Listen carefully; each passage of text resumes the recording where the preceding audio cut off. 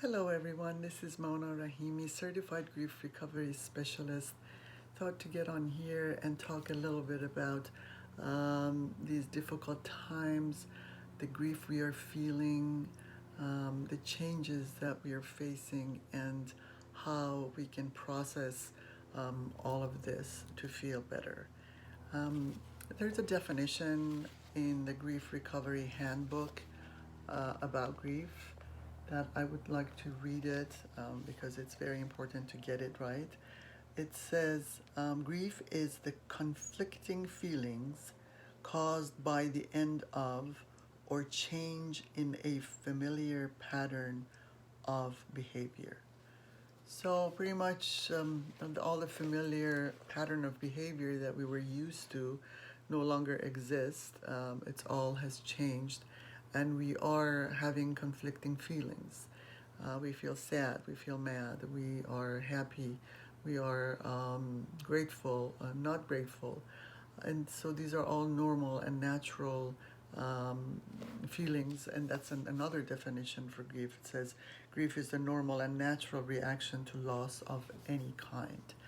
Um, so these are grieving times, and we feel so out of that we feel like everything is out of our so out of our control, and it feels like that too.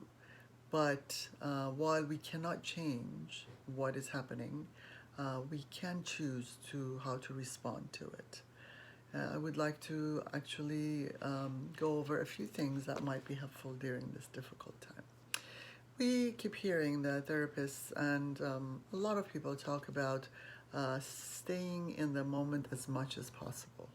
What does that mean? That means that we need to allow ourselves to feel whatever it is that we're feeling and stay with that feeling for that moment. When people ask me, how are you? I tell them that I'm anxious. I tell them that I'm nervous. I'm anxious because I don't know what is going to come next. And nervous that when things go back to normal, the old normal, and what it's going to be like, and how are we going to deal with it.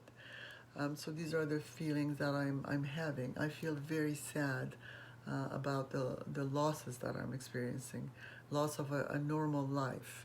And we need to allow ourselves to feel these feelings, these emotions.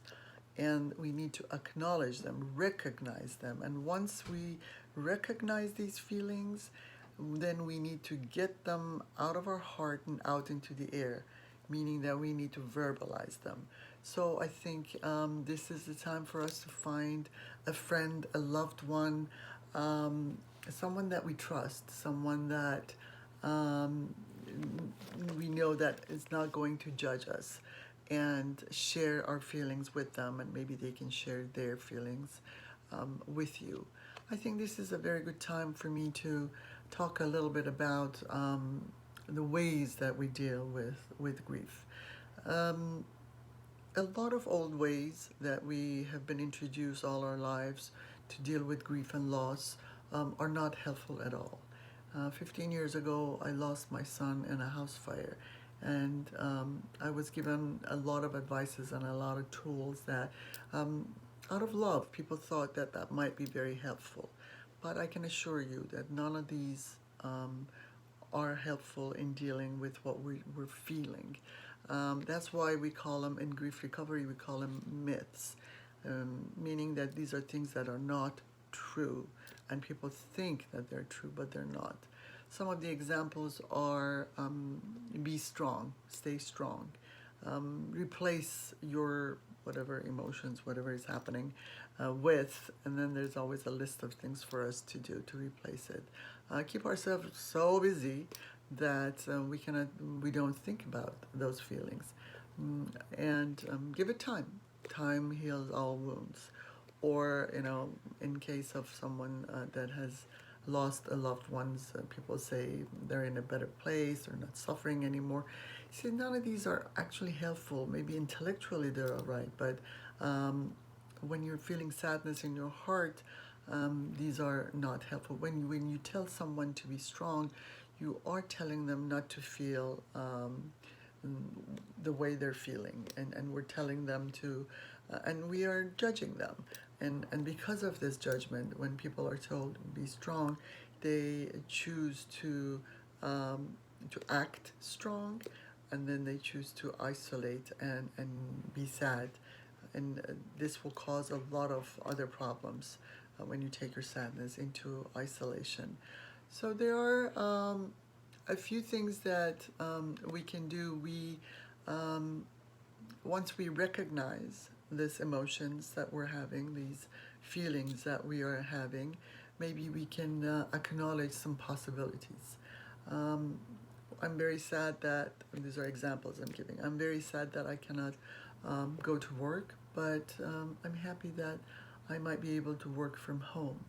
I am very sad that I am stuck at home, but I am extremely grateful that I am safe at home. And this is really true for me because I have some lung issues because of that house fire, and I really feel safe at home. I'm scared that I might run out of things, items, necessities. And for me, necessity is having a Diet Coke. Um, but I am scared, but I am very thankful that I can actually plan a delivery. I am panicking. I'm scared that all the places are shutting down, and all the familiar places that I used to go sit down and have a cup of coffee with a friend or myself is no longer there. But I am so grateful that the important places are open, places like hospitals and pharmacies and grocery stores. Um, I'm. It's very frustrating to go grocery shopping, as you all know. When there's a process, you have to wear gloves and a mask, and then when you get home, boy, separate things and put the old plastic outside, then put some stuff in a new plastic and sanitize the old plastic, and then leave some of the stuff outside so that it can process um, the virus. Sometimes they stay on longer on some stuff. So then you come in and you change and you take a shower and you wash your clothes. So it's a very, very long and frustrating process. But I'm so grateful that there's food to buy. Um, these are uncertain times.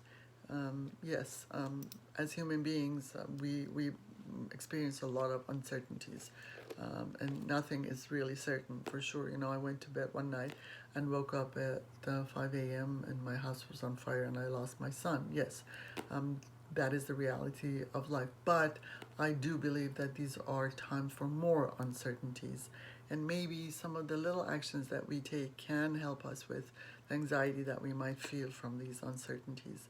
Um, Breathing work, it's very, very helpful, and I know that um, therapists recommend it, and we recommend it as well. We can make sure that we get enough sleep, that we have proper nutrition, that we do activities that we love. Some people love cooking. You can find a new recipe to try. Some people love cleaning. I don't know why, but some people do love cleaning, and they can do that. Some people like drawing, coloring. I myself love this new app that is online that you can color in 3D, and it's so calming and it's so fulfilling because you get to have this beautiful piece after you finish doing it. Um, there are You can write a note to someone that you felt like you haven't appreciated before, or you have appreciated, but you haven't kept in touch. So a little note to make sure that they're safe.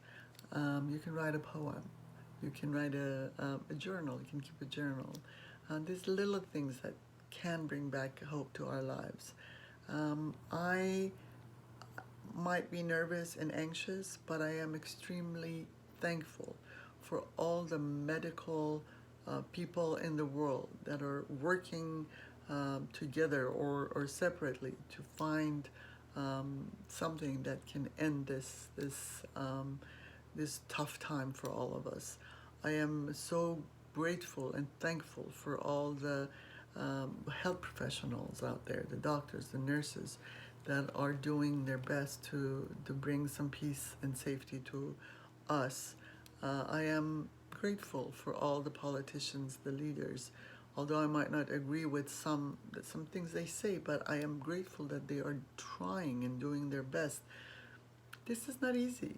This is new to all of us, and the whole world share this tough times. And you know, every day they're trying something new, and hopefully to see if they can get us through this difficult times. I hope that these can help you process your feelings and your grief.